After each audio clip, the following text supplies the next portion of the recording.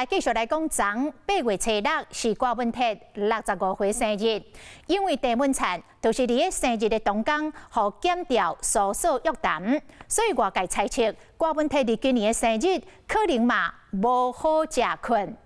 尽管无任何的代志发生，但是伊的前幕僚吴静怡煞伫个面册来压料，讲郭文铁甲去年总统大选募款的经费全部转入去木壳这间公关公司，质疑金流有问题。另外，台北市议员简书培嘛再度来指控着郭文铁独立金华城。不用了，国泰民安就好了。生日的愿望想要求国泰民安，民众党主席郭文铁65岁生日，大家关心的要有这件。恐吓他生日那天要把我收押。本来以为打开是调查局的人。对啊，我打开都是不是检调单位的？这3个女文字在那里。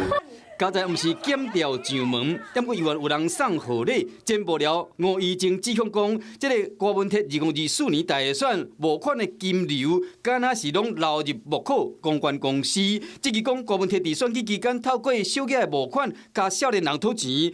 这个幕后的董事长，甲郭文铁私人基金会董事长，拢是同一个人，也就是郭文铁的好同学。前百吉公司董事长李文忠批评讲，伊将小草当作韭菜。竞选总统的期间，每笔捐款的收入或支出都清清楚楚。强调金流绝对无问题，不过送这个争议大礼，要台北市议员简书培，伊用蒋市府提供的资料，骂郭文铁对金华城有2个原因。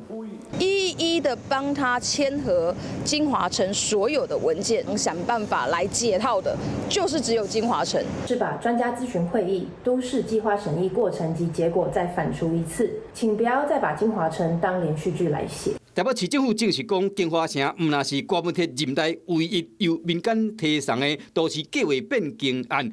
更加是任内唯一一摆由市政府协助召开的咨询会议，虽然无聊出面拍火，不过要怎面对这2项生日大礼，恐惊毋是一句别人有问题，就当处理这个危机。